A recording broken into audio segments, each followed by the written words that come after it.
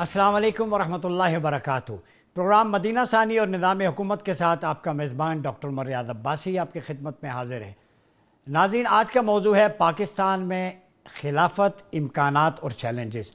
जब हम खिलाफत की बात करते हैं तो इससे मुराद खिलाफत अला मिनहाजिन नबुआ है, जो आप सल्लल्लाहु अलैहि वसल्लम ने निज़ाम हुकूमत मदीना में राइज किया, जिसके बेसिक प्रिंसिपल इंसानी और शख्सी आज़ादी की ज़मानत, इंसाफ और माशरे में अदल व इंसाफ पर मबनी हुकूमत का क़याम था।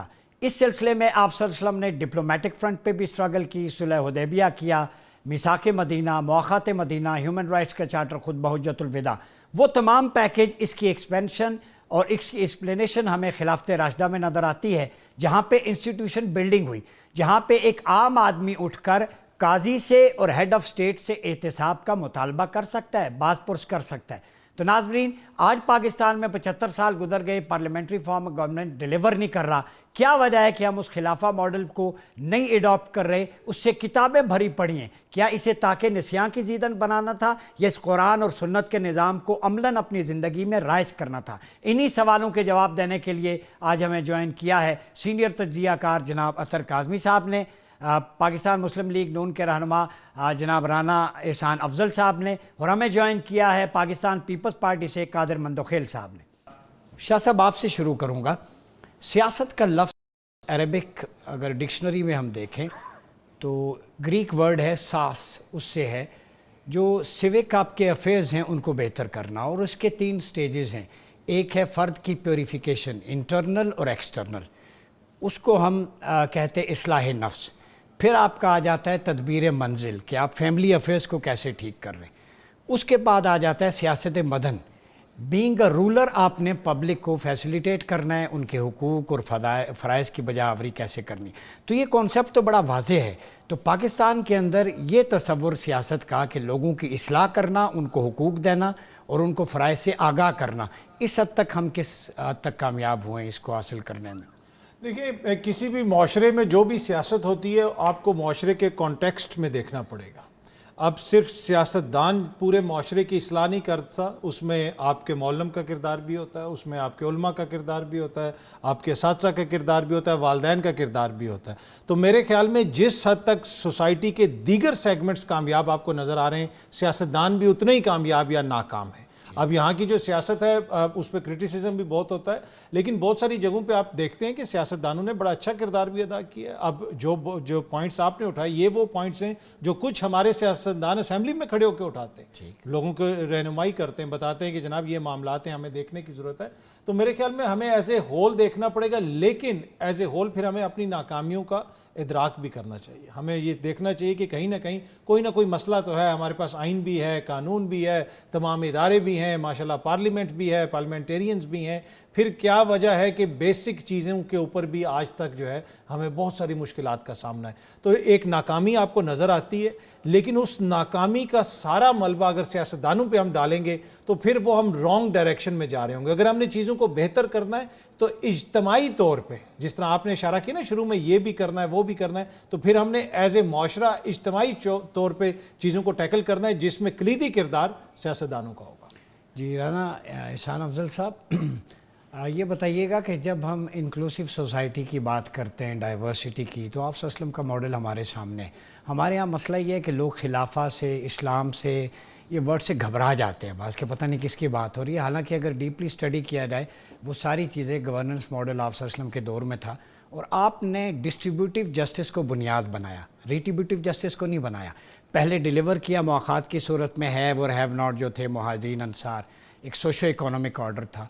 फिर कॉन्स्टिट्यूशन ऑफ मदीना के अंदर जो इंश्योरिटीज़ आप सल्लम ने दी, यहूद थे, नॉन मुस्लिम्स थे, नॉन बिलीवर्स, सबको इकट्ठा लेके चले, इंक्लूसिव सोसाइटी। और हमें ऑब्जेक्टिव रेजोल्यूशन में भी वो चीज़ नज़र आती है, 1 to 38 आर्टिकल में भी नज़र आती है।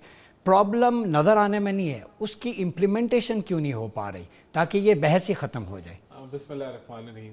देखिए, आपने ठीक कहा कि हमारी जो आइन है उसमें फ़ंडामेंटल राइट्स बड़े अच्छे तरीके से कवर किए गए हैं, और जो हकूक़ एक इंसान को एक आज़ाद मुल्क में मिलने चाहिए वो लिखे हुए हैं।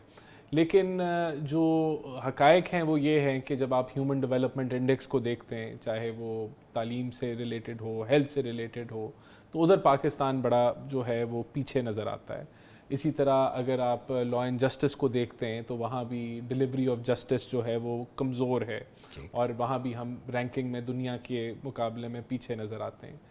تو ایسا کیوں ہے؟ دیکھیں اب یہ تو ہمیں آج 76 سال تقریباً اس ملک کو جو ہے وہ آزاد ہوئے ہو گئے ہیں اور ہم معاشی طور پہ بھی اگر دیکھیں تو ہماری جو per capita G D P ہے وہ بھی بڑی نیچے ہے اور ابھی تک ہم 2000 کا جو بیریئر ہے اس کو کراس نہیں کر پائے, $2000 پر پرسن کا.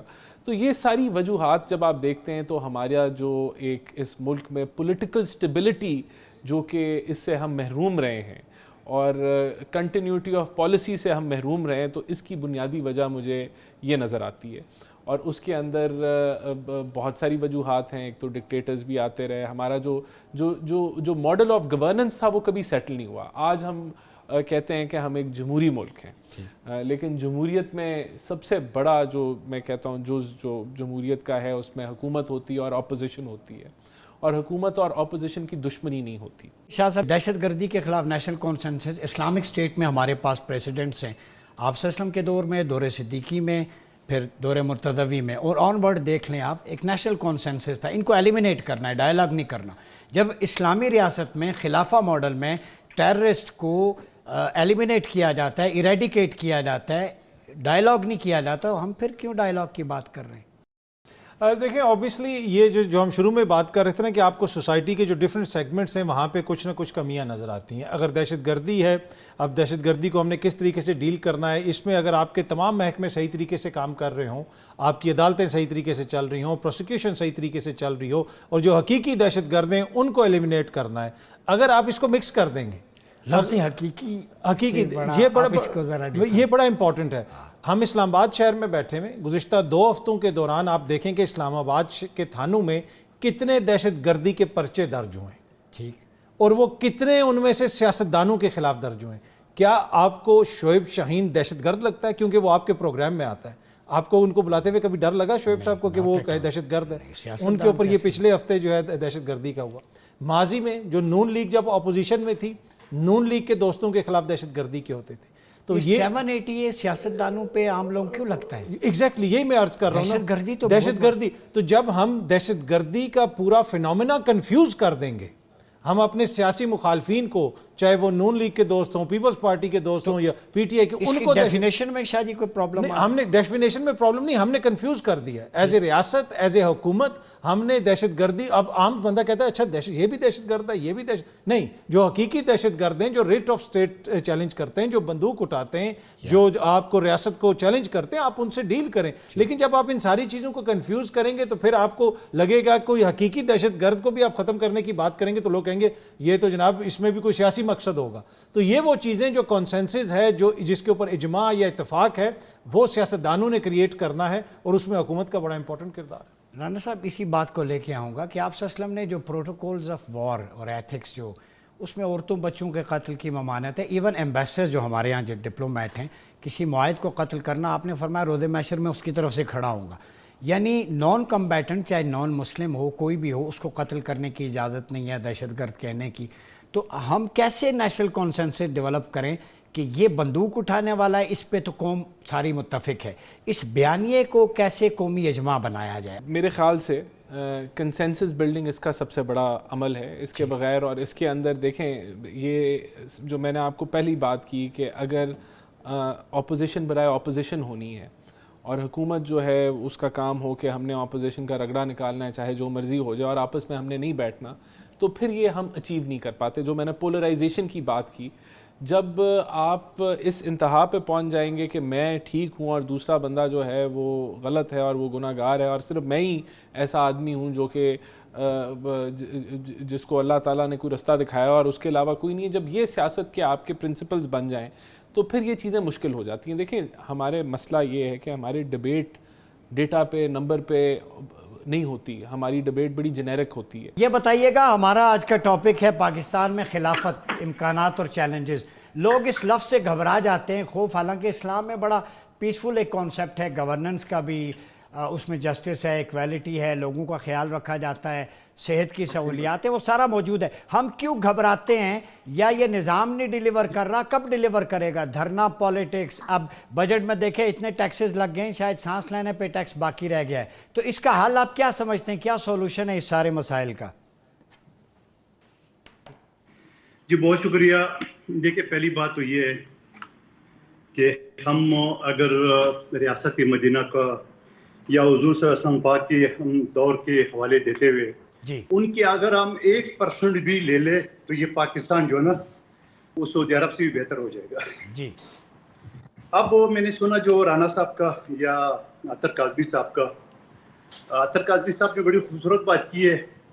ویسے یہ زیادہ سیاستدانوں کی تعریف کرنے میں کنجوس ہے, لیکن اس نے بڑی پیاری بات کی ہے کہ ساری چیزیں ہم سیاستدانوں کے اوپر نہ چھوڑیں. جی اچھا, اس کی وجہ بھی صرف یہ کہ آپ کا نظام عدل وہ آپ کا اس وقت دنیا میں 141 نمبر پر ہے. ٹھیک. اس کے اوپر کسی نے سوچا ہے کہ جب جس ملک کا نظام عدل 141 نمبر پہ ہو تو وہ حق آپ کو انصاف دے گا, سسٹم کیسا ٹھیک ہوگا, کرائم کیسے ختم ہوگا, دہشت گردی کیسے ختم ہوگی, فائنینشیل کرپشن پہ کیسے قابو پائیں گے, ڈسپلن پہ کیسے قابو پائیں گے. یعنی ساری کی ساری جو آپ کا کنجی یعنی حل ہے وہ عدلیہ سے, اور عدلیہ ہی آپ کا 141 نمبر پر ہے. اس کے بعد کیا رہ جائے گا؟ ناظرین, گفتگو کا سلسلہ جاری ہے. قادر مندوخیل صاحب کا عدلیہ کے ساتھ تعلق کے نسبت عشق کی انتہا کو چھو رہا ہے, اور لگتا ہے کہ ان کی بہت زیادہ عقیدت اور محبت اور وابستگی ہے, ہونی چاہیے, ہر کسی کی ہونی چاہیے. تو میرے خیال میں ظلم بچے جن رہا ہے کوچہ و بازار میں. کسی نے کہا تھا عدل کو بھی صاحب اولاد ہونا چاہیے. ملتے ہیں ایک وقفے کے بعد. ویلکم بیک ناظرین, پروگرام میں ایک دفعہ پھر آپ کا خیر مقدم ہے. بات ہو رہی ہے خلافت, امکانات اور چیلنجز کی. اطہر کاظمی صاحب, مندوخیل صاحب نے بھی عدلیہ سے کچھ گلے شکوے کیے. خلافت میں ہم دیکھتے ہیں اس ماڈل میں کہ قاضی کو اس وقت قضات کا سسٹم تھا, کوئی بھی شخص اس کا گریبان پکڑ کے احوال پوچھ سکتا تھا. سیدنا عمر, سیدنا علی کی زرہ کی مثال ہمارے سامنے. سیدنا عمر کی قمیض کا ایک کپڑا زیادہ تھا ایکسٹرا, تو ایک شخص نے کہا کہ آپ بتائیں. اور اسی طرح ایک عورت جو ممبر پارلیمنٹ تھی آپ کے دور میں, تو سیدنا عمر نے مہر کی حد مقرر کر دی.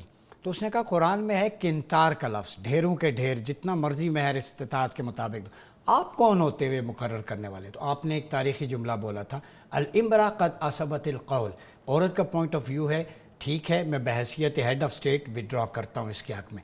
یعنی خلافہ ماڈل میں ہیڈ آف سٹیٹ ہو یا قاضی ہو, عام آدمی کی آرگومنٹ بیس بات پہ وڈرا کر جاتا ہے. ہمارے ہاں یہ کلچر کیوں نہیں ہے؟ دیکھیں, یہ جو ساری ہم ہسٹری پڑھتے ہیں, یہ سارے واقعات دیکھتے ہیں, اس کا ایسنس کیا ہے؟ کس چیز کو پروٹیکٹ کیا؟ کمزور کو. ٹھیک, ان کے پاس شان تھی, ٹھیک ہے, طاقت تھی, علم تھا, سب کچھ تھا.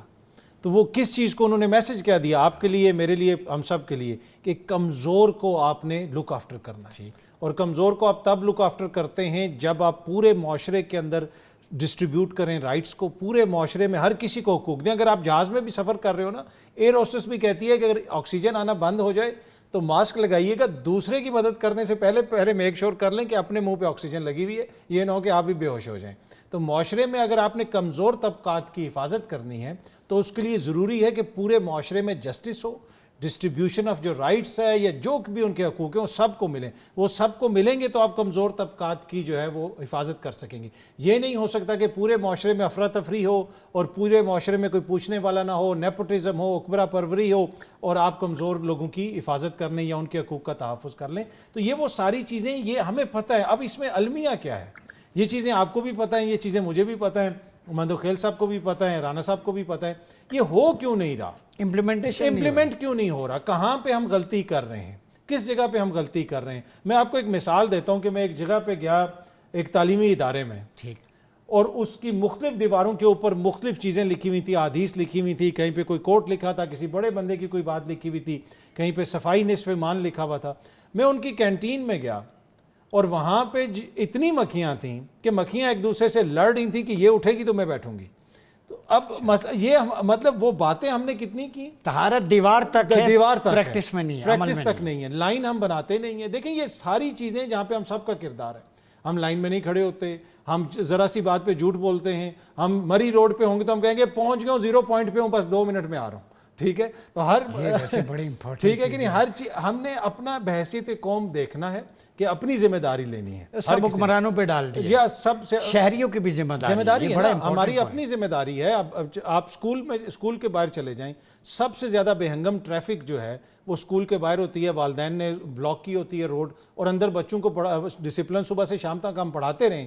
جب بچہ دیکھے گا کہ باہر باپ روڈ بلاک کر کے آیا ہوا ہے اور مجھے پک کر رہا ہے, تو اس بچے نے سیکھنا تو وہی ہے جو اس کا باپ کر رہا ہے یا اس کی والدہ کر رہی ہے. تو ایز اے نیشن جو ہے میرے خیال میں کچھ چیزوں کی ذمہ داری ایز اے فرد جو ہے نا, ہر فرد ہے ملت کے مقدر کا ستارہ, وہ ویسے نہیں کہا گیا, کولیکٹیو ڈیزاسٹر ہے ہمارا. تو حکمرانوں کا میں ان کو بالکل یہ نہیں کہہ رہا کہ ان کا کوئی تعلق نہیں ہے, لیکن ایز اے نیشن جو ہے کچھ چیزوں کو ہمیں خود بھی دیکھنے کی ضرورت ہے. رانا صاحب یہ بتائیں کہ آپ کا چونکہ پریکٹس سے بھی, لا سے بھی ہے, آپ پڑھے بھی ہیں, آپ کے والد صاحب بھی اللہ مغفرت فرمائے بڑے سافٹ سپوکن تھے. یہ جو وکیل کا کانسیپٹ ہے اسلامی ریاست میں, تو یہ ہے کہ وکیل ریاست کی طرف سے ہوگا اور وہ مظلوم کے ساتھ کھڑا ہوگا, ظالم کے خلاف. ہمارے ہاں جو کیسز ابھی مندوخیل صاحب نے بھی کہا 140واں نمبر ہے عدلیہ کا, گراس روٹ لیول پہ جسٹس نہیں ہے, لوور کورٹس پہ 20-25 لاکھ مقدمات پینڈنگ ہے. تو ہم نے جو تکمیل پاکستان کا ایک پروسیس چل رہا تھا, اس میں ایک فیزیبلٹی بنا کے دی تھی کہ اب مساجد جو ہے محلے کی, اس کو کمیونٹی سینٹر کا درجہ دیں. آپ سسٹم کے دور میں وہ عدلیہ بھی تھی, پارلیمنٹ بھی تھی سر, اس کے امام یا خطیب کو دعویٰ اکیڈمی یا IRR سے شریعہ کے کورسز لا کے کروائیں, یا جو آپ کے اسلامک یونیورسٹی سے گریجویٹس لا کے نکلتے ہیں وہاں اپوائنٹ کریں, تو آپ کا ریکنسلیشن پروسیس اس محلے کے ڈسپیوٹ اسی مسجد میں ریزالو ہو, تاکہ اپر کورٹس پہ عدالتوں پہ پریشر بھی کم ہوگا. تو آپ کی اس کے بارے میں کیا رائے ہے؟ دیکھیے میں سمجھتا ہوں کہ جو لوکل باڈیز کا میکنزم ہے نا, وہ یہ زیادہ بہتر جو ہے وہ کردار ادا کر سکتا ہے, جو پاکستان میں اس وقت نہیں ہے, جو پاکستان میں ایک کہہ لیں کہ امپلیمنٹ نہیں ہوا وہ دیکھیں جو لوگوں کے گراس روٹ لیول پہ ایشوز جو ریزالو ہوتے ہیں وہ لوکل باڈی وہ جو ہے وہ کرتی ہے. اب اس کے اندر آپ کی ہیلتھ بھی آ جاتی ہے, آپ کی ایجوکیشن بھی آ جاتی ہے, آپ کی پولیس بھی آ جاتی ہے, ڈیولپمنٹ بھی آ جاتی ہے. اور دیکھیں میں یہاں ہم چائنا کو جب دیکھتے ہیں تو ہمیں لگتا ہے کہ بڑی وہ سینٹرلائزڈ جو ہے اس کا گورننس کا ماڈل ہے, جبکہ ایسا نہیں ہے. چائنا کی جو ترقی اگر آپ سٹڈی کریں گے تو وہ جو ترقی انہوں نے کی وہ لوکل باڈی کے نظام سے کی. لوکل باڈی کے اندر انہوں نے KPI دے دیے, ترقی کا مقابلہ کرا دیا آپس میں, اور فنڈ جو ڈیولپمنٹ ہے, جو پیسہ ہے, وہ سارا لوکل باڈیز کے ہاتھوں انہوں نے اسپینڈ کرایا, اور ادھر سٹیپس بنا دیے کہ اگر جو ہے جو زیادہ GDP جہاں زیادہ جو ہے وہ بزنس ہوگا, اس کو جو زیادہ ایسی لوکل باڈی جو بزنس کو پروموٹ کرے گی اس کو زیادہ نمبر ملیں گے, اور پھر اس طرح آگے آپ کی جو ہے وہ تو یہ چیزیں یہ جو گراس روٹ لیول تک اگر ہم لے جائیں تو بہتر ہے. دوسرا جو یہاں عطر صاحب بات کر رہے تھے, دیکھیں جب تک اکاؤنٹیبلٹی نہیں ہوگی, اکاؤنٹیبلٹی بھی تب ہوگی جب سب لوگ مانیں گے کہ یہ ہونی ہے. اور اکاؤنٹیبلٹی کا یہ مطلب ہے کہ جو اقتدار میں ہے اس کی بھی, جو جوڈیشری میں ہے اس کی بھی, جو افواج میں ہے اس کی بھی, جو بزنس کر رہا ہے اس کی بھی. اب پاکستان میں مجھے آپ بتا دیں 100 بندے گنوا دیں یا 10 گنوا دیں جو بڑے بیوروکریسی کے اندر بڑے عہدوں پہ ہوں اور ان کو سزائیں ہوئی ہوں, یا ایک سیاستدان رگڑا جاتا ہے اینڈ میں, اس کو پکڑ کے ہر بندہ گھسیٹتا ہے اور جیلوں میں بھی ڈال دیتا ہے, اور وہ بھی آپس میں مقابلہ ہے کہ جب ہم آئیں گے تو ہم نے اس کا نکالنا ہے, اور جب وہ آئے گا تو اس نے, یہ ایک سائیکل چل رہا ہے. تو جب اکاؤنٹیبلٹی نہیں ہوگی تو پھر یہ لائنیں نہیں لگیں گی. جب آپ جیلوں میں جو سیاسی تنازعات پہ ڈالا جاتا ہے یا اوریجنل مقدمات ہوتے ہیں اس میں کوئی ورتھ ہے؟ جیسے ابو سلمان کے بارے میں آپ کا کیا خیال ہے؟ کس کا؟ ابو سلمان کے جو والد صاحب ہیں ابھی جیل میں ہیں, ان کے بارے میں آپ کا کیا؟ ابو جی دیکھیں بات یہ کہ ابو تو وہ بنے ہیں قاسم کے والد گرامی کہہ لیں یا سلمان کے. دیکھیں بات یہ ہے کہ یہاں ہمارا عدل کا نظام ایسا ہے کہ بہت سارے جینون کیسز کا بھی نتیجہ نہیں نکلتا.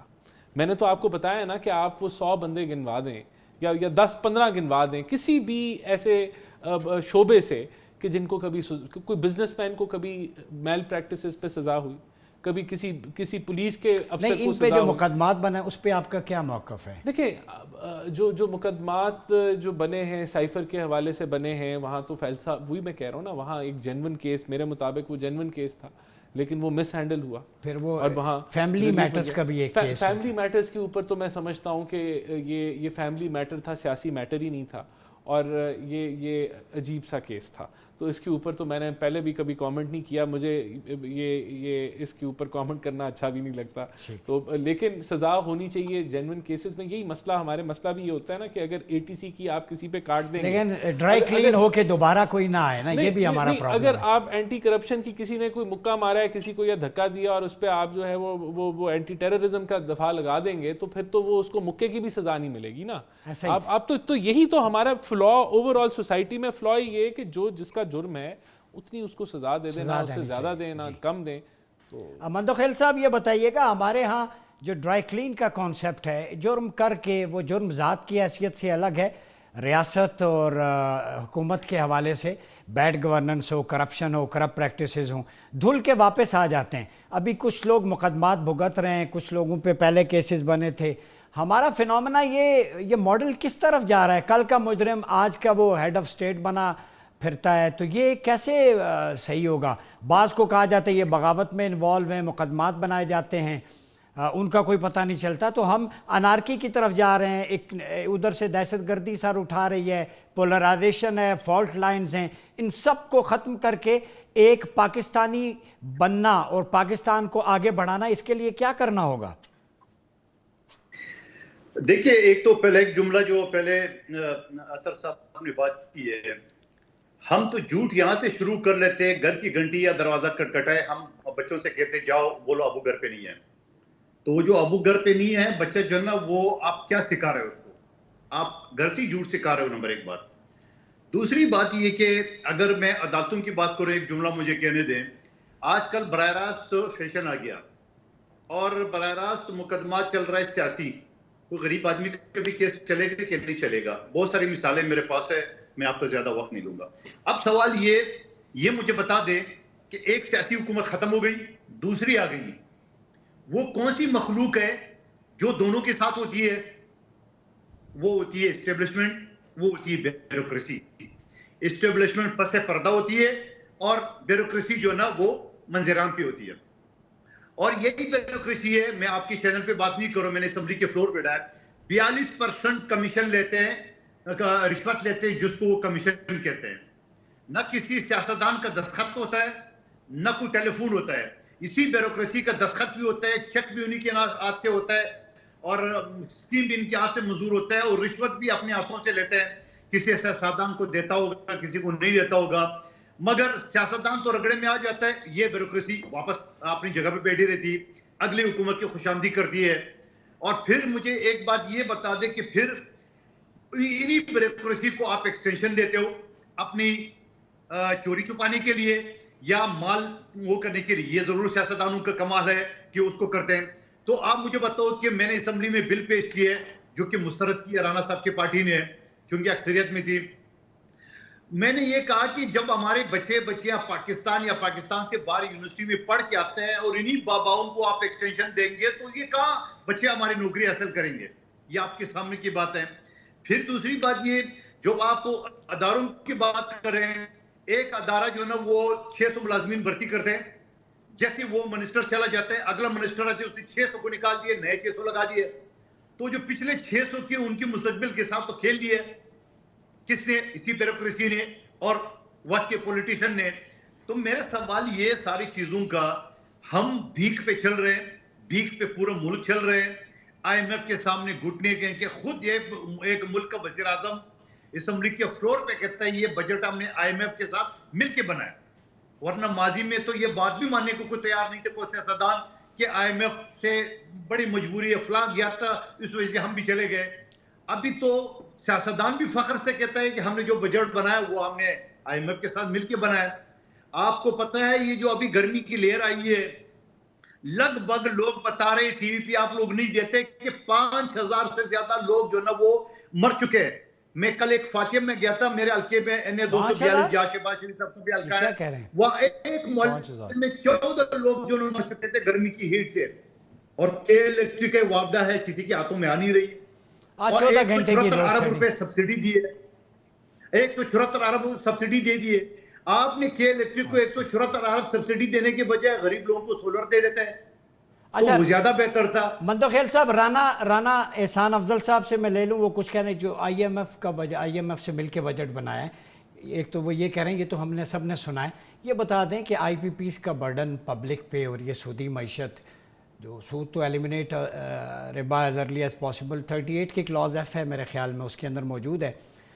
उस दिनों हमने इस्लामी नदियाती कौंसिल के चेयरमैन से पूछा, वो कहते हैं हम एडवाइजरी बोर्ड हैं, हमने रिकमेंडेशन दिए हैं, 32 स्कॉलर्स के पेपर डॉक्यूमेंट्स बिलासूद बैंकारी पे मौजूद हैं, क्यों नहीं इम्प्लीमेंट होता? वो कौन सी खुफिया ताकत है जो सूदी मईशत के खूनी पंजों में जगड़ा हुआ है और अल्लाह रसूल से जंग कर रहे हैं? अच्छा, एक जुमला में कह दूं, IMF से सिर्फ मिल के नहीं, पीपल्स पार्टी से मिल के बजट बनाया है। कादर मंदोखेल साहब की जमात से मिल के बजट। कादर मंदोखेल साहब ने तो ऐसा तासुर दिया है कि जैसे इस वक्त वो यूनान में बैठे हैं, वो हुकूमती तादी हैं। देखिए, IMF की बात है ना, पहले मैं IMF का मैं जवाब दे देता हूँ। देखिए, बड़ा सिंपल था ना, अगर आप IMF का बजट नहीं लेते, IMF का मुआहदा ये नहीं करते, तो फिर क्या होगा? फिर ये होगा कि जो आपने जो कर्जे लिए हुए हैं वो आप ना उनको रिन्यू कर सकते हैं, ना जो दोस्त ममालिक हैं जिन्होंने आपके वो जो है वो फंड रखवाए हुए हैं वो आपको उसको रिन्यू करेंगे, वो भी वापस ले लेंगे, तो मुल्क डिफ़ॉल्ट की तरफ चला जाएगा। जो हमने देखा जब IMF का मुआहदा जो है वो आगे पीछे हुआ, तो ये क्यों ज़रूरी था? जब हमने स्टैंड बाय एग्रीमेंट मुकम्मल किया, जो अभी ये एग्रीमेंट 9 माह का था, उससे क्या हुआ? उससे आपका रुपया मुस्तहकम हो गया, उससे महंगाई की शरह नीचे आ गई क्योंकि रुपया मुस्तहकम हो गया। तो आज भी जब हम IMF का ये मुआहदा करने जा रहे हैं तो जो डॉलर हमें मिलने हैं, एक तो वो मिलने हैं, लेकिन उसके साथ जो थप्पा होगा IMF का, उसकी वजह से जो सऊदी जो उसने आपको रोल ओवर दिया हुआ है वो रोल ओवर होगा, जो उसने आपको डिपॉजिट किए हैं वो रोल ओवर होंगे, जो UAE का है डिपॉजिट है वो रोल ओवर होंगे, जो चाइनीज़ की फाइनेंसिंग है वो रिन्यू होगी, वरना नहीं होती। तो ये हम हकायक में रहे ना, या तो देखें हमने हकायक से बालातर होना है कि हम जी लात मारते हैं IMF को, हम इतने इस काबिल हैं कि हम अपने ओन पे ये सारी चीज़ें कर लेंगे, नहीं है ना। अगर किसी के पास कोई कहता है सोल्यूशन है तो वो हमें समझाए, बताए कैसे। यही तो मैं कहता हूँ ना, लॉजिकल। रन साहब, आपका पॉइंट आ गया। यहाँ वक्त हुआ चाहता है एक छोटे से ब्रेक का, मिलते हैं ब्रेक के बाद।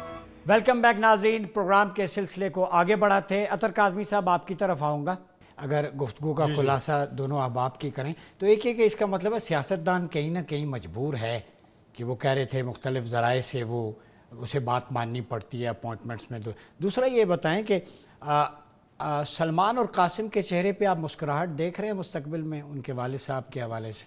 देखिए, उस्मान और क्योंकि आपके चेहरे पे मुस्कुराहट, मेरे तो चेहरे पे वैसे ही मुस्कुराहट रहती है क्योंकि आप मेरे सामने बैठे हैं, उधर मंदोखेल साहब हैं, इधर राना साहब हैं, तो आज तो मेरे तो चेहरे पे मुस्कुराहट मसलसल है।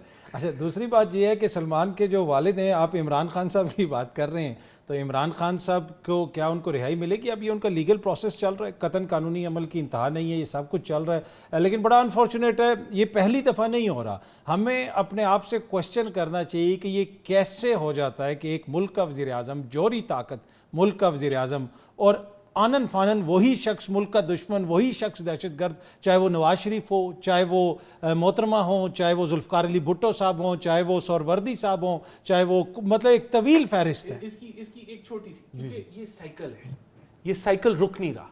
ये कभी रुका था तो इसमें तीसरा फरीक डाल दिया जिसने उस साइकिल को और तेज़ कर दिया।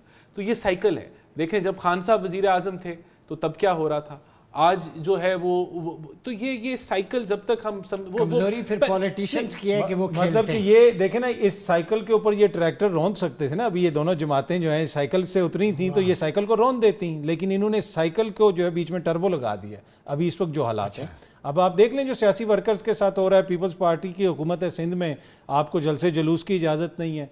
ये इधर नॉर्थ कोरिया बनाया हुआ है इस्लामाबाद में, मसल वैसे 9 मई करके खान साहब ने लगाया था। इस्लामाबाद में कौन सा नॉर्थ कोरिया है? जी, इस्लामाबाद में प्योंगयांग है। ये यहाँ पे दफ़ा 44 लगी हुई है जब से जमहूरी दोस्तों की हुकूमत आई है। ज़रा सी बात हो, ये कहते हैं यहाँ पे दफ़ा 144 है, यहाँ पे नहीं सियासी एक्टिविटी नहीं कर सकते, 4 से ज़्यादा बंदे इकट्ठे नहीं हो सकते। असेंबली तो है। नहीं, ये आज आपने बड़ा अच्छा काम किया कि मंदोखेल साहब कराची में बैठे, 4 बंदे की तरह हम इकट्ठे होते तो चापा पड़ जाता। एक्स बंद है, एक्स भी खोलना चाहिए। ये सारी चीजें हैं ना। एक चीज क्लियर कर दें कि दहशतगर्दी जो डिजिटल टेररिज्म है, इसकी वजह से एंटी स्टेट या इदारों के खिलाफ जो एक प्रोपेगेशन है, ये वेनमस स्टफ है, उसको रोकने के लिए यहाँ तक नहीं, ये बिल्कुल ठीक है, पर इसको मुज़ाहिका खेज ना बनाए ना। मतलब कि देखें, फिर तो पूरी दुनिया में लोग ट्रोल रख लें, न्यूक्लियर हथियार छोड़ दें, रशिया जो है ट्रोल बैठा दे और वो कहे कि हम ट्वीट करेंगे और जो है ना वो जापान उल्टा हो जाएगा, ट्वीट करेंगे। नहीं, ऐसा नहीं होता। देखिए कुछ लोग ऐसा करते हैं, आपके मुल्क के खिलाफ साजिशें भी होती हैं, इदारों को भी टारगेट किया जाता है, लेकिन उसका जवाब आपने मैच्योरिटी से देना होता है, ना कि आप ब्लैंकेट बैन लगा दें। एक बात मैं कहूँगा ना, देखें ये मुल्क डिफ़ॉल्ट करने वाला था, ये डिफ़ॉल्ट करने वाला था ये मुल्क, हम बिल्कुल डिफ़ॉल्ट के दहाने से आए हैं। अब इस मुल्क में जो पोलराइजेशन की इंतहा है, जो सियासी प्रोपोगेंडा करके जो आग लगाई जाती है, हम आज मैं आपको बड़ा क्लियर बता दूं, हमें लगता है ना ये बजट बड़ा सख्त बन गया, बोझ डल गया।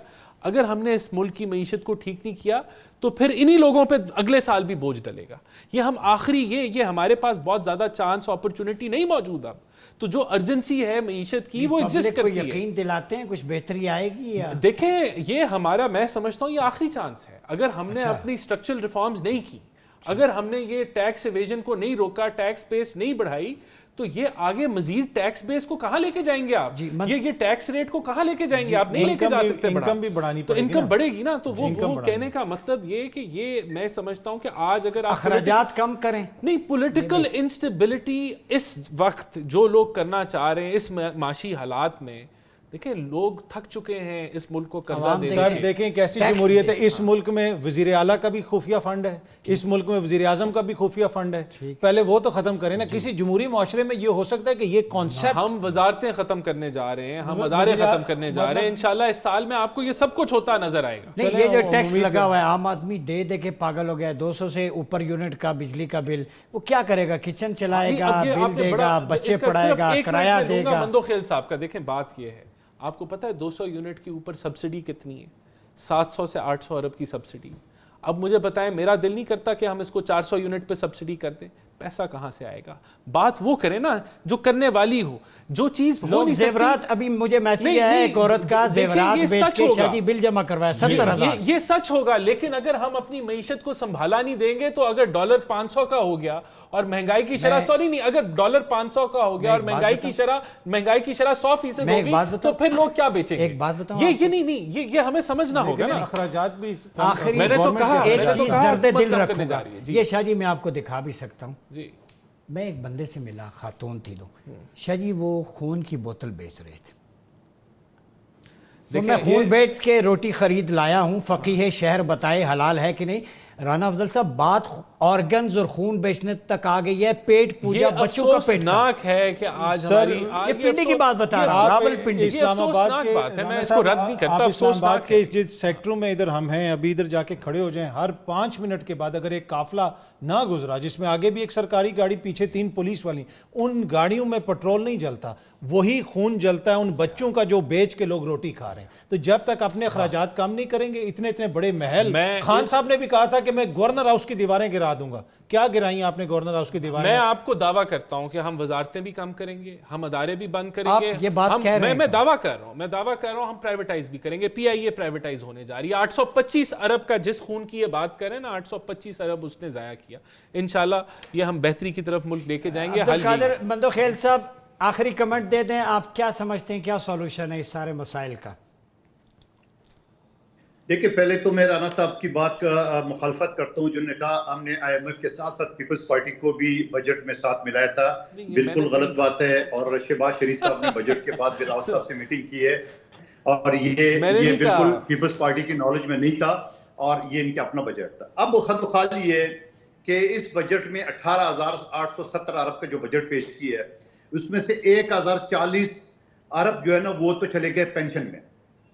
उसके बाद आप आ गए कि उसमें तकरीबन 10,000 अरब लगभग जो ना वो सूद के मद में, कर्ज की मद में वापस जा रहे हैं। तो 20,000 अरब तो ये हो गए। अब बचेगा क्या? अब बचेगा ये prime minister house, prime minister secretariat. Rana साहब जरा दिल पे हाथ रख के बता दे कि शहबाज शरीफ साहब ये जो मेन रोड पे प्राइम मिनिस्टर सेक्रेटरीट है, ये कभी वहां पे गए? वो सारी मीटिंग ये तो घर पे हो रही है, जो प्राइम मिनिस्टर हाउस कहलाता है।